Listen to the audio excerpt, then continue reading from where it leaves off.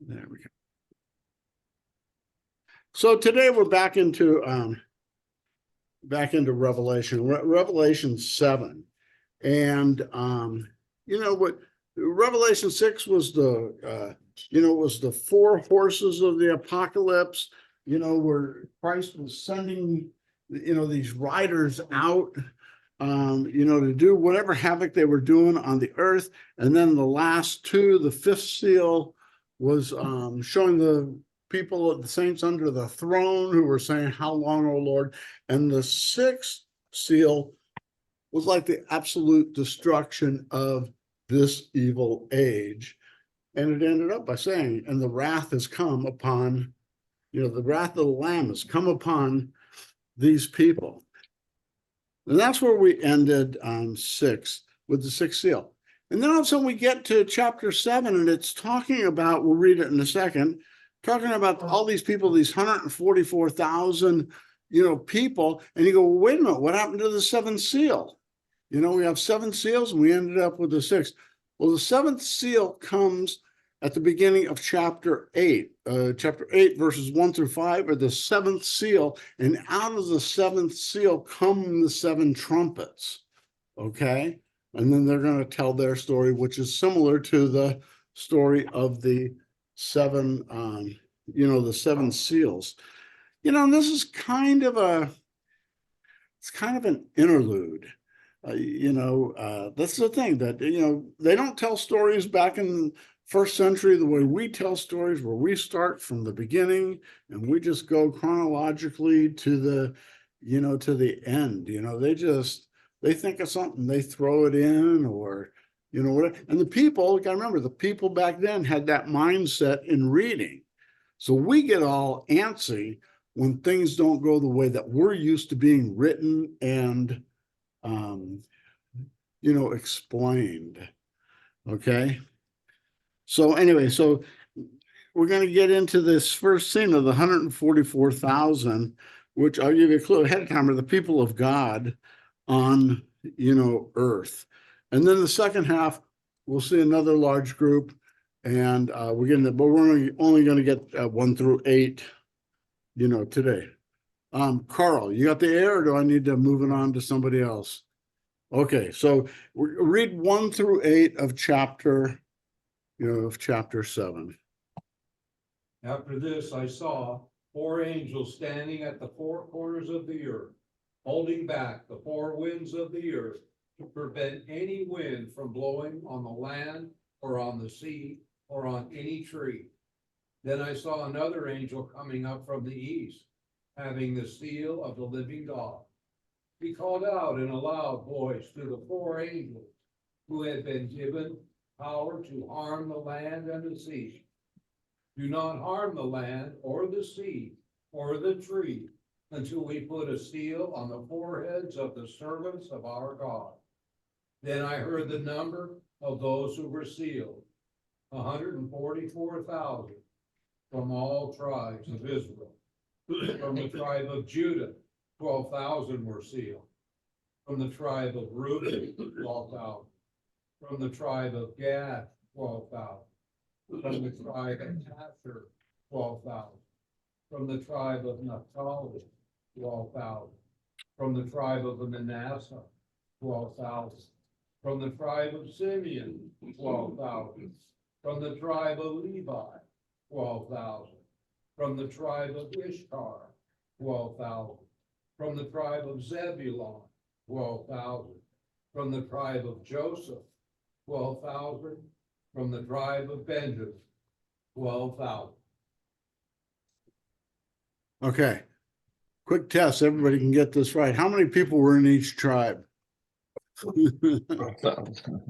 want people to get one question right. I mean, where you feel confident answering, then you'll feel more confident answering other, other questions. And so, with all the cataclysm that's been happening in the previous chapters, cataclysm, destruction, all this crazy stuff that's happening, it seems like now we get into this calming side of protection from God. The last we'll see this more next week, but the last verse in chapter 6 was when everything's happening, it says, who can stand?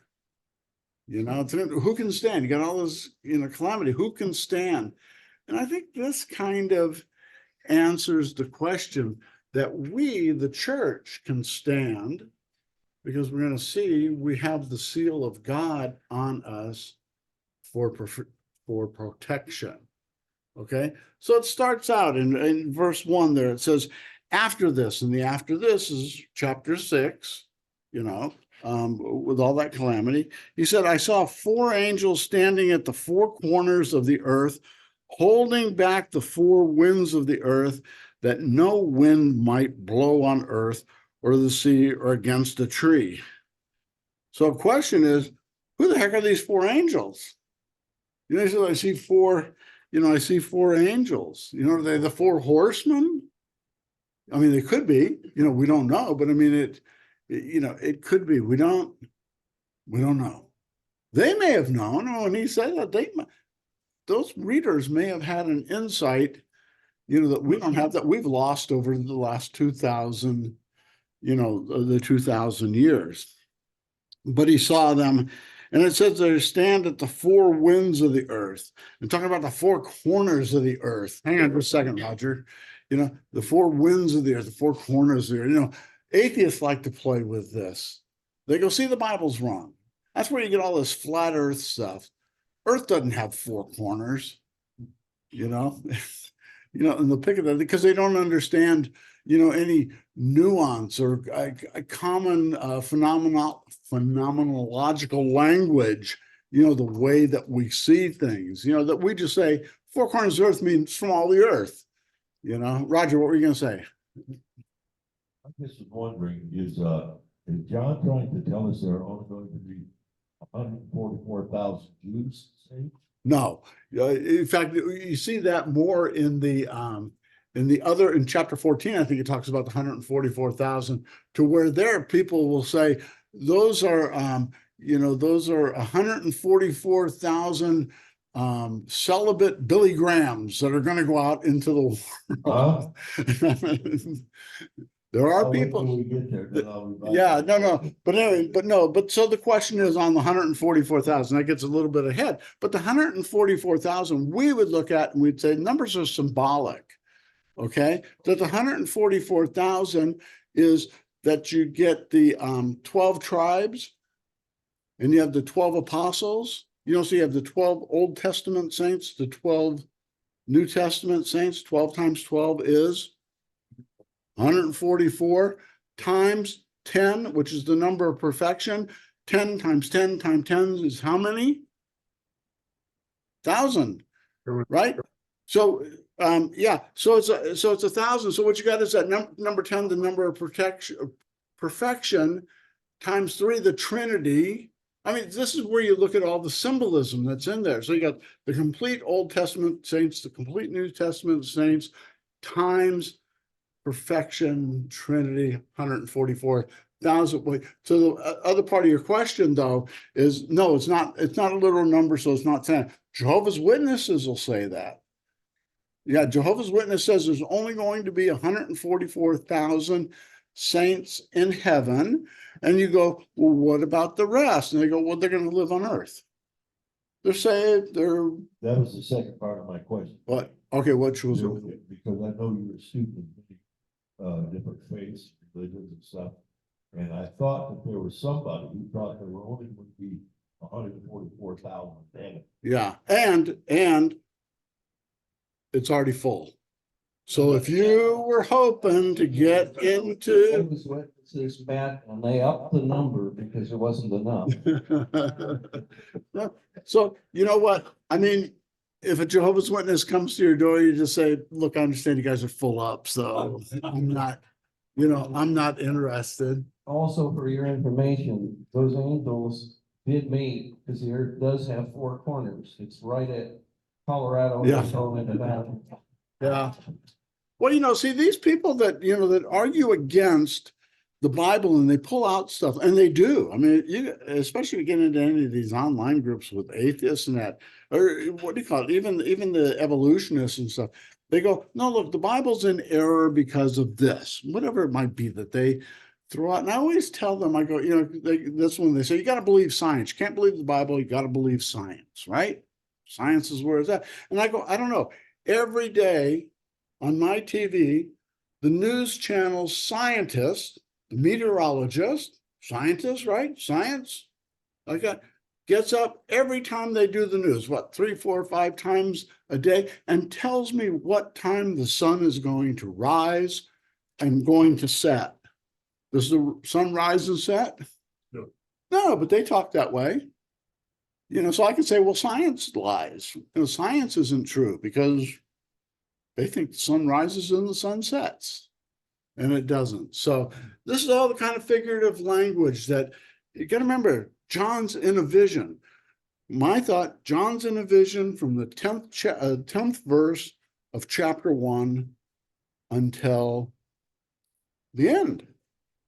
The whole thing is vision. So everything is that kind of language. Okay. Anybody else have something on the 4 angels, 4 corners? The way that I was raised Catholic, but the way they translated this was literally that 144,000 were basically Jews, and these 144,000 were the ones that are going to end up in heaven, not getting witnesses, but the 144, the Jews would be elected people of God, and they would get preferential treatment in going to heaven. The Catholic Church taught you that? I can't see that being Catholic doctrine. I mean, their doctrine is pretty much like ours in that it's all kind of symbolic, and it's not like, if you see like the David Jeremiah's, you were talking about Chuck Swindoll, listening to him. I mean, he's a premillennial dispensationalist, and I mean, who takes all this stuff literally. Yes. That is good, but they don't say literally like how many people are going to get into heaven. Like I say, that's pretty unique to the Jehovah's Witnesses, but it's Jews, and those are the tribes. We're going to get into that, but a lot of the stuff, the Jewish part of it all really comes out. I think it's in the chapter 14 when it talks about the 144,000. So let's move on a little bit. So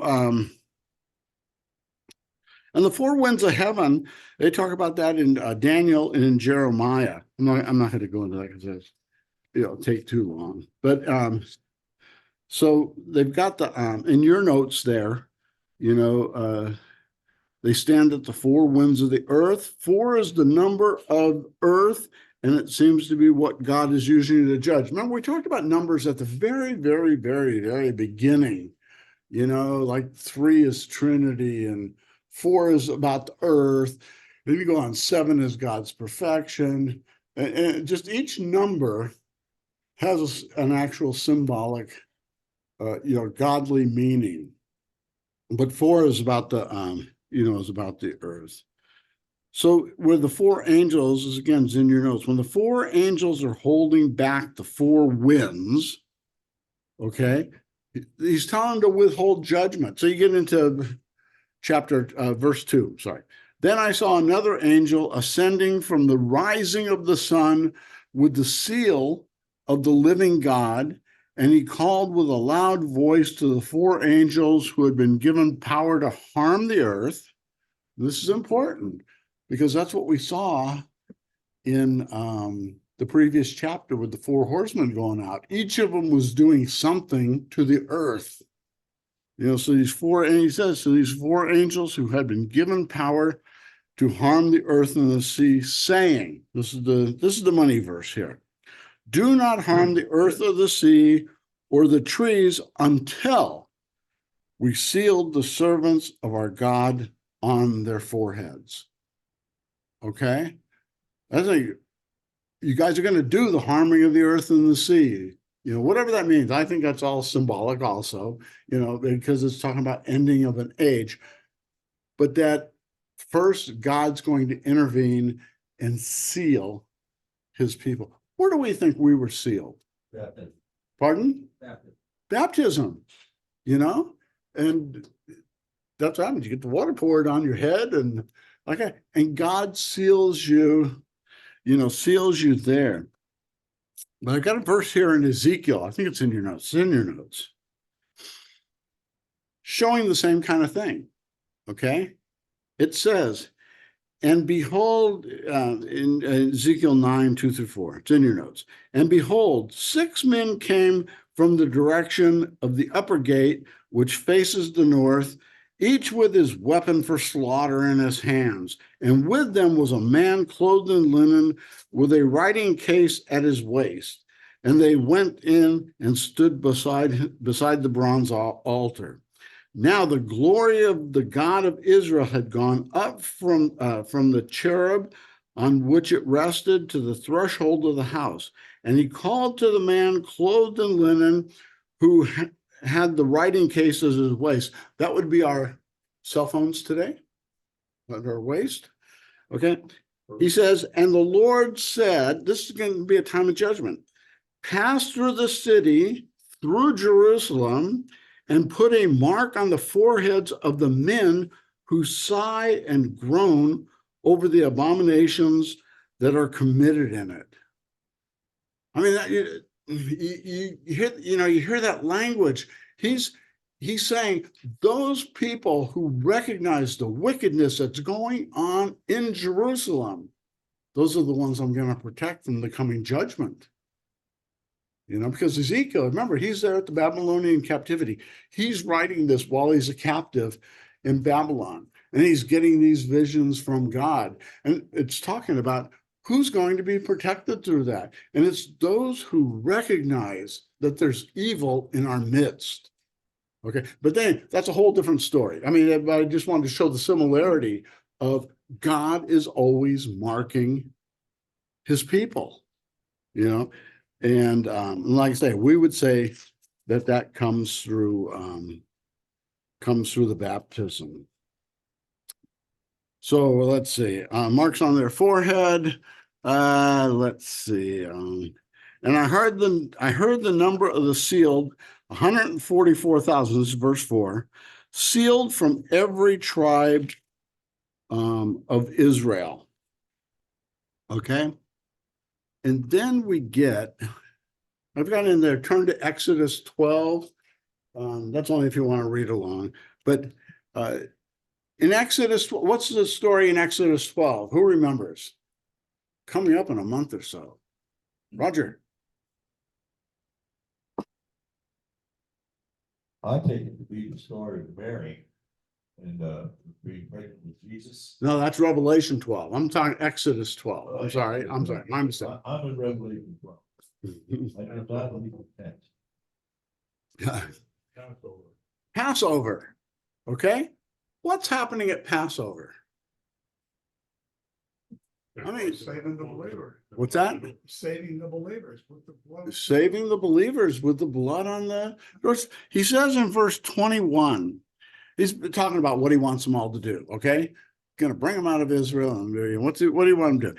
Then in verse 21, he says, then Moses called all the elders of Israel and said to them, go and select lambs for yourself according to your clans and kill the Passover lamb. Take a bunch of hyssop and dip it in the blood that is in the basin and touch the lintel and the 2 doorposts with the blood that is in the basin. Now the basin, that's where you already slit the throat of the lamb, and it bled out into the basin. So he's saying these hyssops, which are some kind of a leaf or something, take it. And he's saying, take a bunch of hyssop, dip it blood in the lintel or in the basin and touch it on the lintel on the 2 doorposts with the blood. None of you shall go out of the door of this house until morning, for the Lord will pass through to strike the Egyptians. And when he sees the blood on the lintel and on the 2 doorposts, the Lord will pass over the door and will not allow the destroyer to enter your houses to strike you. God will destroy the righteous, not he'll destroy, will not destroy the righteous, but with the wicked, with his judgment. But how is it set apart? God marks his people. You know, so here's my point, is that this goes back to what I was talking about last week about reading the Bible enough to know that these things don't just come out of the blue. So when he's sealing these 144,000, it's not just something he thought of that day. Heck, and I did. Maybe this time what I'll do is I'll do this. No, he's been doing that all through New Testament, Old Testament, whatever it is. He's doing the same thing, you know, with people. He marks his people. He saves his, you know, he saves his people. So now here's the thing, is that for those who think that, how do I say this?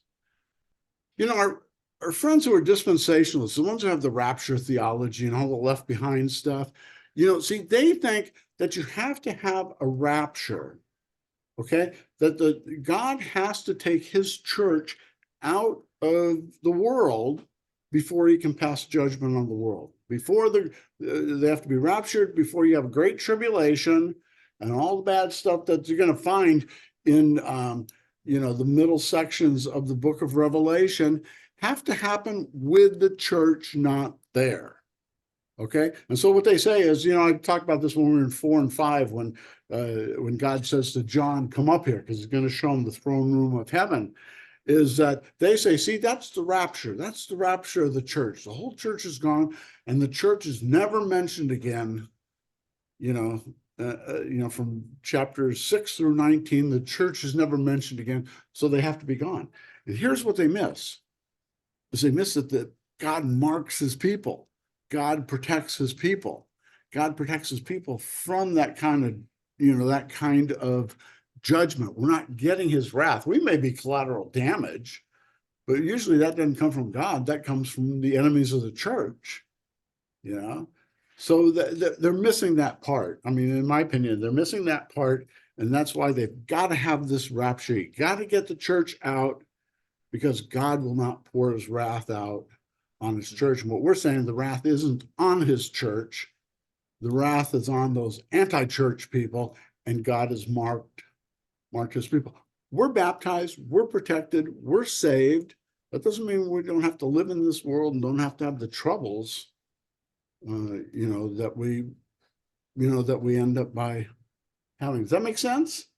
That makes sense to you guys online? I mean, right. If they got the rapture, they believe that they're gonna miss all the tribulation Right. and everything, but the tribulation part of it, or some of it, is coming from the devil. And that God cannot protect from, right? God can't protect us from the devil? No, I mean, he can, you know, he can protect us, but the devil, just like Job, God gave the devil permission to take retribution against Job. So, you know. Well, you'll notice, well, wait, you'll notice, They get a free ride. you'll notice the devil really didn't do anything against Job. Did it against his family, did it against his workers, did it against his sheep and goats, you know, did it against his house. You know, the worst I can see is, you know, Job did come down with like boils and stuff like that. But I mean, I don't think that's a matter of, you know, Satan going, you know, Well, you're going to he had have, 3 friends. what's that? The devil sent 3 friends to give him a counsel. No, that was his wife. You know, that was the curse from, you know, from God on Job. You know, wasn't it? She came to him and said, you know, why don't you just confess your sin and die? You know, that was the comfort he got from his wife, you know? Oh, yeah. What's that? Who said that? What did he say? I didn't. It's married. Oh, yeah. Joe. So when is the Great Tribulation? I'm sorry. So when is the Great Tribulation? You know,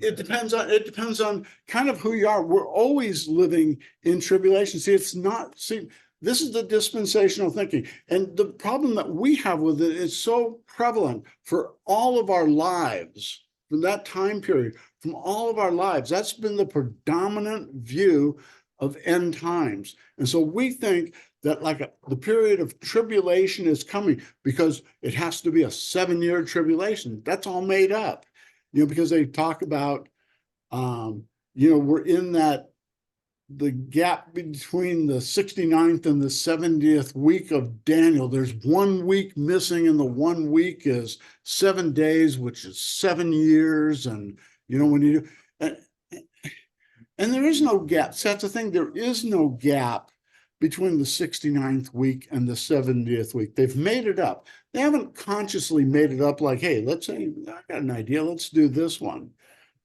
They just read it in a skewed manner. Because if you look, I mean, seriously, if you read in, what is that? Daniel chapter 9, towards the end, you read it, there's no gap. It talks about the 7 weeks and the 62 weeks and the 1 week. If you add that up, that's 70. Okay. So he talks about those three, but he never talks about a gap. They will never talk. You say, well, how long was the gap between the 7th week and the 8th week? They go, oh, no. It's like, I don't mean to be mean to them, but I do. I don't know how else to, hey, wait, before you go, Roger, that guy that used to be on the local station here at 8 o'clock or whatever it was when we used to, I used to listen to him because it was at the time when we used to meet at the church, like that. And so he'd be on the radio. Now I think I come earlier. And he's, what is it? The Word of Life Church, or they're up on Mesquite. They're up here on Mesquite, Anyway, but hey, I tell you, I mean, and every week he can talk about that. Seriously, he can talk about that tiny subject every single week. Wait, let me do Roger if you're going to say something, then Carl. Yeah, you're talking about his ministry is called End Times. But my question is this: Joe asked the question, when is the Great Tribulation? My idea is, what is the Great Tribulation? Doesn't that depend on the preconception you have in your mind about it? Is there anything that's going to really tell us what that is? The people in the Sudan, the Christians in the Sudan, who live under torture for a good amount of their whole lives, they have their churches burned and their heads cut off. I'm telling you, for them, that is the Great Tribulation. That's what I'm saying. It's not a one-time thing. See, we don't recognize, we here are, and I'm talking about in Lake Havasu, sitting in IHOP, we're so comfortable and we have zero persecution. Like I say, if the wrong guy's in office, that's our persecution against the church. We have zero persecution. And so we try to figure out, well, one day things are going to get so bad. Well, maybe one day for us, but in a lot of the world, you name yourself as a Christian, and you can see that all through church history, just all through church history. And one day, when Christ returns, that will end that tribulation. Okay, I'm not looking at you guys on line. You guys got any questions on the Zoom? Okay, I didn't want to miss it. Okay, Carl had something. I would like to share my thoughts on what Joe and Roger said. Yeah. I believe, in my mind, that the Great Tribulation started the moment Jesus ascended into heaven. Because like Gene said, for the people overseas that are going through all of those things, it's a great tribulation for them. But the Christians, the first century Christians, the tribulation was for them was when Nero used them for torture. Yeah, that'd be a good one. I mean, it seems like Christians, ever since the ascension, Christians have started. Yeah. That's when the tribulation first started.